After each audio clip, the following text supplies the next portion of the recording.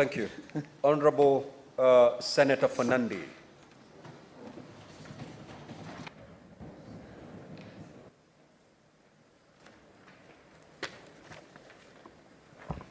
Thank you, Mr. Speaker, sir. I will start with my question number 1. Question number 011, sorry. Question 1A, Part A, would the Cabinet Secretary provide an overview of the performance metrics of Kenya Airways KQ, particularly the gross and operational profit or loss for the half-year ended June 2023, explaining how the profits or loss compared against other key industry players, Mr. Speaker, sir. Part B, Mr. Speaker, sir, could the Cabinet Secretary provide a comprehensive account of all support, including government bailouts and loans from Export-Import Bank of the United States of America, extended to Kenya Airways over the last 10 years, highlighting the respective amounts received and the purposes for which the support was extended? Number C, Mr. Speaker, sir, which foreign consultancy firms have been engaged by the KQ in the last 10 years to revitalize the airline, and could the Cabinet Secretary indicate the respective amounts paid to each, as well as provide an overview of the recommendations made by the firms, Mr. Speaker, sir? Finally, D, what was the rationale behind the decision of KQ to ground Boeing 787-8 Dreamliner, registered as 5Y KZJ, another Boeing 737-700, registered as 5Y KQH,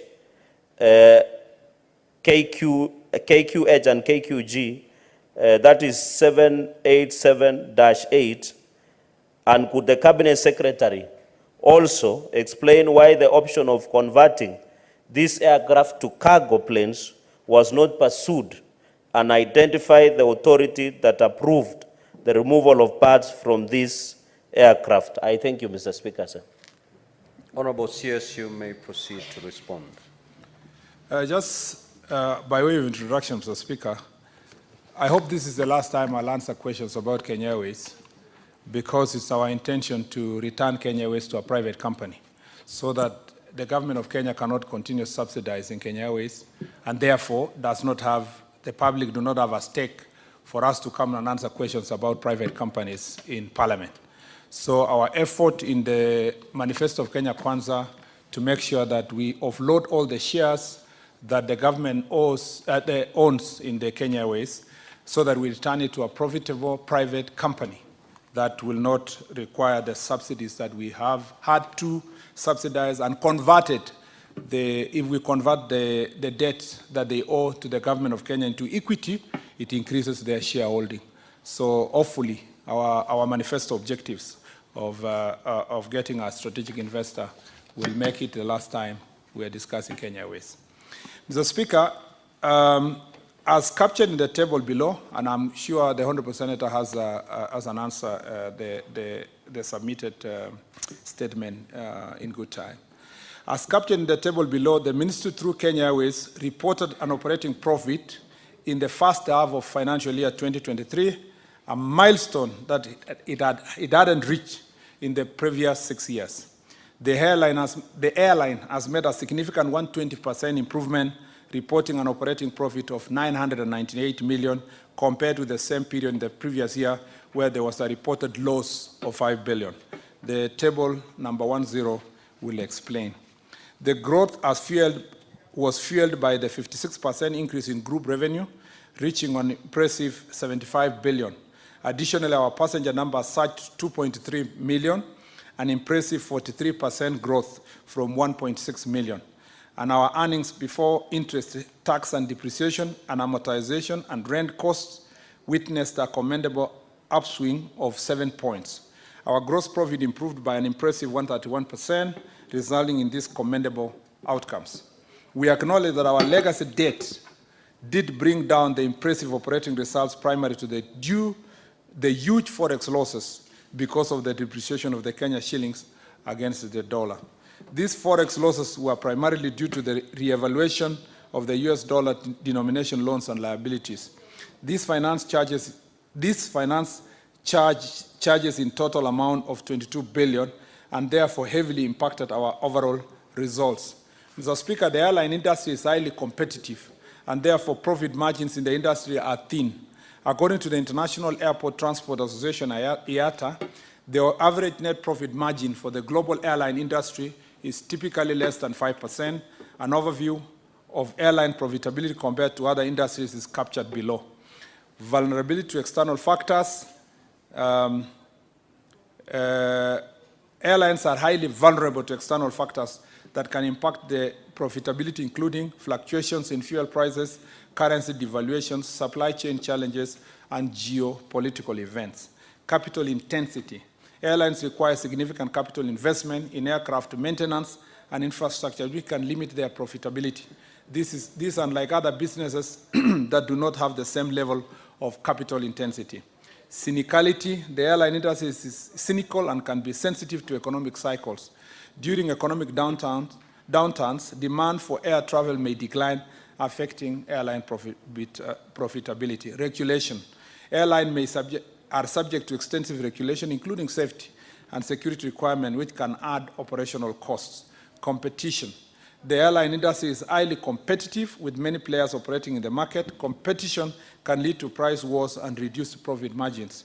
Operational challenges. Airlines face operational challenges, including maintenance, scheduling, and workforce management, which can impact cost and profitability. Pricing strategy. Airlines often use dynamic pricing strategy that can affect their profit margins. Prices for air tickets can vary widely based on factors like demand, time of booking, and seat class. In summary, Honorable Speaker, while airlines provide essential transportation services, their profit margins are typically lower compared to many other industries, and their profitability is subject to a range of external factors and competitive pressure. Additionally, IATA indicates that the global airline industry is expected to return to profitability in 2024, but financial performance across regions remain diverse. The industry financials are improving in all regions from the COVID-related depths of 2020, although not all regions are expected to deliver a profit this year. Africa remains a difficult market in which to operate an airline with economic infrastructure and connectivity challenges impacting the industry performance.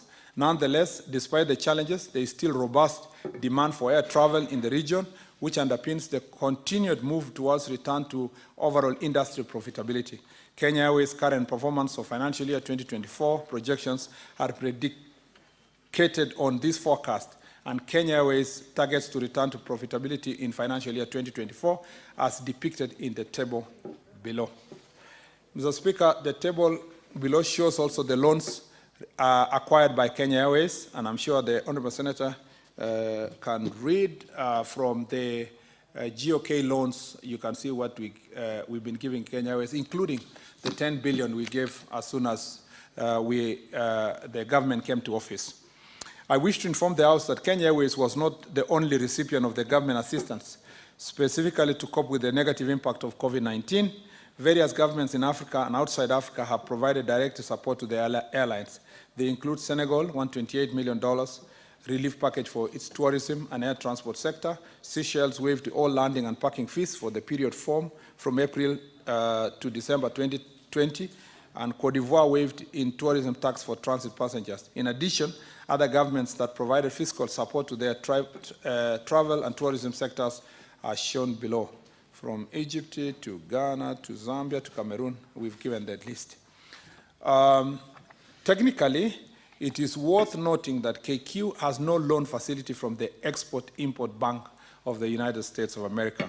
The U.S. Exim Bank is a guarantor of a facility of $841.6 million to procure 6 787 aircraft on one 777-300 range aircraft and one Jenks engine. This is 90% of the total facility of the 924 million provided by Citibank and JP Morgan Chase Bank, NA. Mr. Speaker, table below gives a detailed overview of the firms contracted to provide services. Mackenzie, Mr. Speaker, operational support in Honorable Project Safari. CS, just pause a bit. What is your intervention, Senator Fernandez? Mr. Speaker, since I have the answer and I've gone through it, to assist the House to move fast. Okay. If members want to... The response has been circulated to honorable senators. Yes, that is what I wanted to assist the House to move fast, Mr. Speaker, sir. Would it be in order I ask my 2 supplementary questions so that we make progress as a House? Would that be better? You will proceed to ask question number 12, number 13, and thereafter you will... So I ask the 4 supplementary questions? Okay. So, Mr. Speaker, since you have given guidance, so let me just say, Mr. Speaker, for the record, I think it's important for the Hansard. You just say that in terms of the farms contracted, I just read the farms. I don't need to read what they do. Okay. Mackenzie was contracted in 2015. If you can paraphrase... I don't need to paraphrase the rest, Mr. Speaker. I just read the names. Great. Proceed, the farms contracted are 3. Mr. Speaker, for 2015 to 2016 is Mackenzie. For 2016, PJT Partners. And 2020, Seabury. I think that is all I can say, Mr. Speaker. Thank you. No. Mr. Speaker, there is an important answer, if I may, with your permission, that I'm sure even the public will be very happy to know. That's the last only 1 paragraph that is related to the grounded airlines. Senator Sifuna, what is your intervention? Certainly, it cannot be a point. Mr. Speaker, you know the CS insisted on giving us the name of the contractors, but my document says McKinsey. Yes, it says McKinsey here, Mr. Speaker, on the document.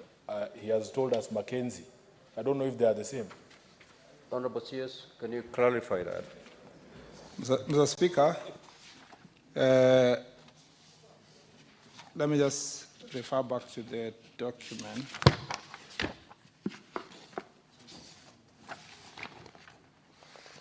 Yes, correct, it's McKinsey. Thank you, it's McKinsey. Because there is another firm called McKinsey. So that's where the... No, not the person. There's a firm called McKinsey. Mr. Speaker, let me just... Mr. Speaker, I just want to read this statement regarding, there have been public debate about a plane that we donated, so it's important to read it for the record. KQ has not grounded any aircraft, 5YKZJ, which is as Boeing 787 Dreamliner. Took some time undergoing heavy maintenance because of unavailability of many essential and critical components parts in the aircraft market. These shortages are well published in the industry. 5YKQG and 5YKQH are or were 2 Boeing B737-700 aircraft in the KQ fleet under the operating lease arrangement. Upon the end of the lease, the lessors, owners of the aircraft, decommissioned the aircraft. Mr. Speaker, it's important for those who may be new to the industry, is that when some of the planes that are owned or run by airlines are not necessarily owned by the airlines. They are under operating lease. And Mr. Speaker, upon the end of the lease, the lessors themselves decommissioned the aircraft, salvaged valuable components from the 2 aircraft, removed what they thought is important, and transferred what was remained of the aircraft to KQ at 0 cost. The authority to remove parts was probably vested on the lessors being the owners of the aircraft. The 2 aircraft, having been decommissioned and stripped by the owners for parts, had therefore only one viable use as mock-ups in training. So 5YKQG was thus transferred to Kenya Airways Training School, Pride Center, and if you visit it, for use in cabin crew emergency training, practical aviation security training, and in-flight service training, as for mock training. As part of its CSR training, KQ donated 5YKQH on as is were east bases to Mangu High School for their training. Mangu is the only public high school with a well-developed flying school and club, and it provides a pool of skills sets that fits into the KQ workforces. All these were procedurally approved by KQ Board of Directors. The estimate value of these two decommissioned aircraft is nothing more than their scrap value. Mr. Speaker, I was in the donation.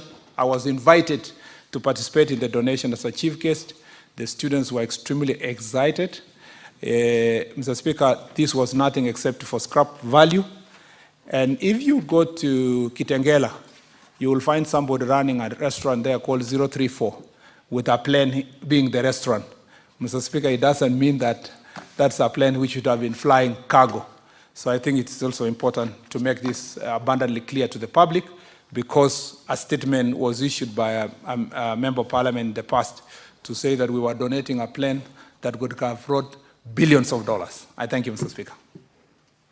Senator for Nandi, proceed to ask question number 12. Mr. Speaker, I proceed with my supplementary? No. Okay. Question number 12. Question number 12. Mr. Speaker, sir, question number 012. Question 1. When will the ongoing project for the expansion of Cherargei airstrip in Kericho County be completed? Number 2, Mr. Speaker, what is the total budgetary allocation for the project, and could the Cabinet Secretary provide a detailed breakdown of the expenditures incurred so far?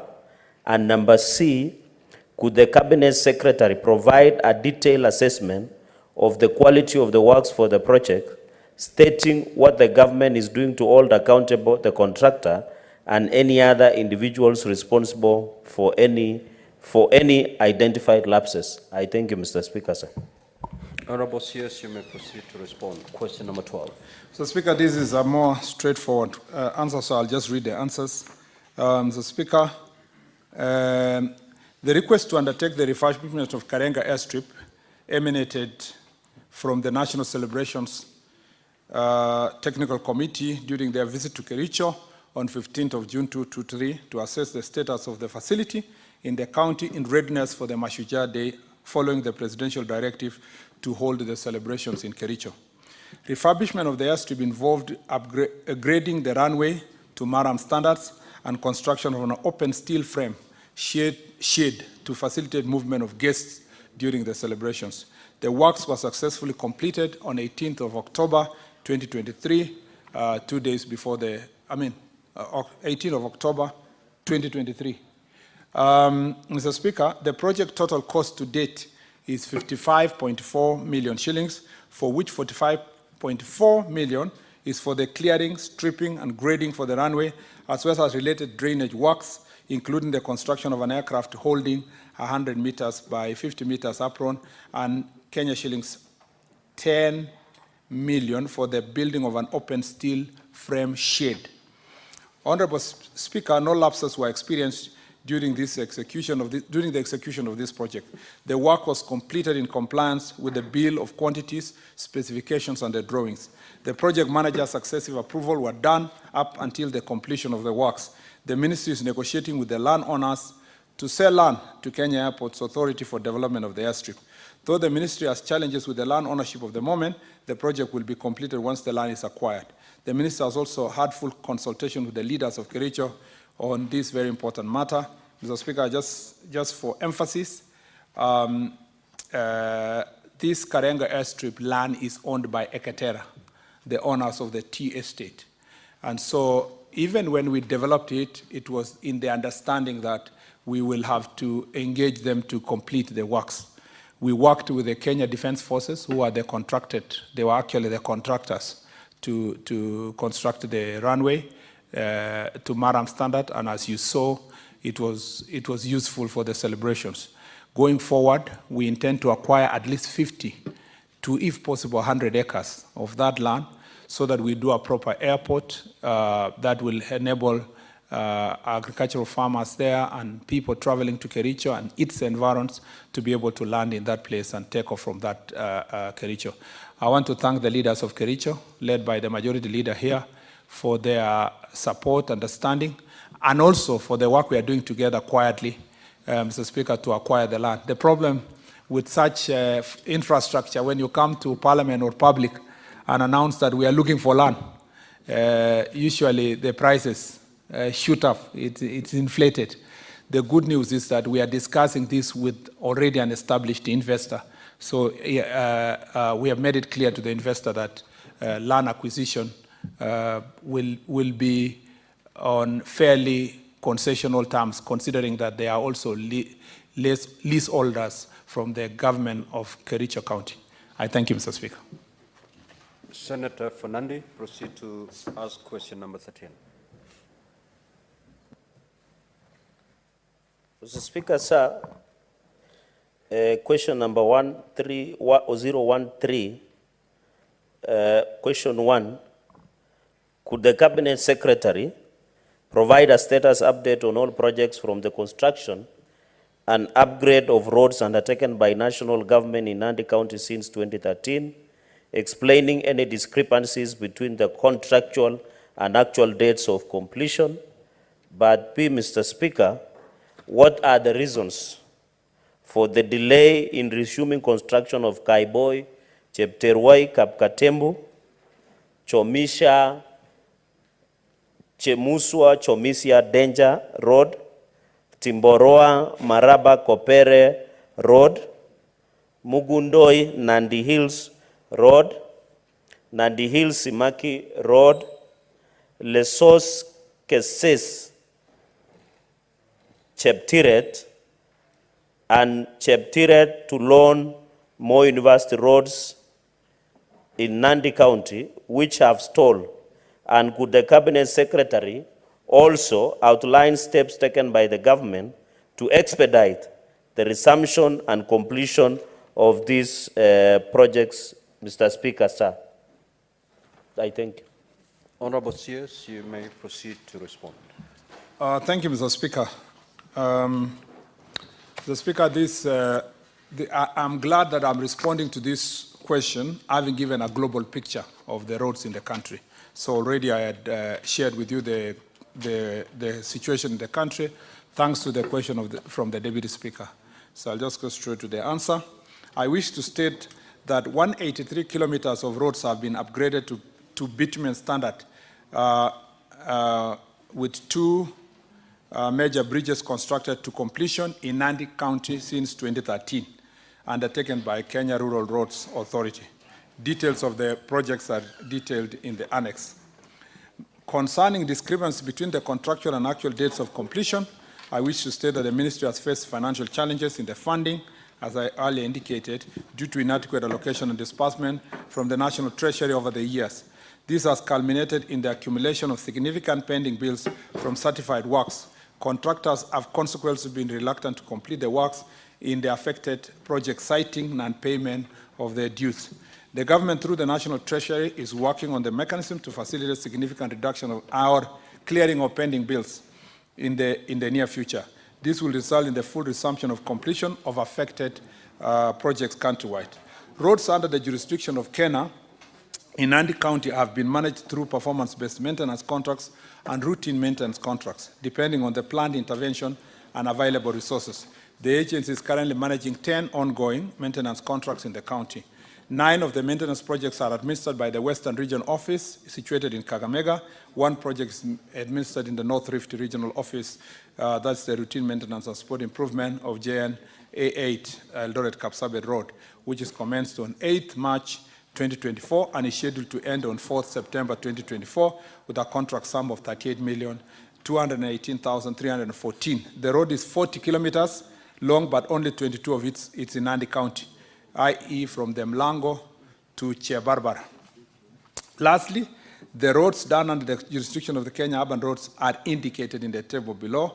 That is, we are upgrading to bitumen standards the Kamobo Baraton University Road, performance-based routine maintenance of Kapsabet Municipality, Nandi, which are 1, 2, 3, 4 in Kapsabet, and then routine maintenance of package 5 roads in Kapsabet again, 5 and 6. And then upgrading, Mr. Speaker, of Mosoriot Township 5.3 kilometers. What are the reasons for delay in the resumption of the other roads, Mr. Speaker? Mr. Speaker, for the Kaiboi, Chepterwai, Kapkatembu, Timboroa, Maraba, Kopere road, this road, Mr. Speaker, when I came to office, is part of the 8 roads that we discussed with the agency and terminated their contract for non-performance because they had been awarded earlier in 2016 and nothing had happened for the entire period. Those roads are in Nandi, Meru, Baringo, Elgeyo Marakwet, Kisii, Homa Bay, and Makwiny. There are 8 roads, and I have the tabulation I can share to the House. Mr. Speaker, the project commenced, the one for Kaiboi, Chepterwai, Kapkatembu, Timboroa, all these roads, the project commenced in February 2017 and was to be completed in February 2021. The contract has since been mutually terminated due to contractual challenges. To enable timely delivery, the works were split into 2 lots, repackaged and retendered.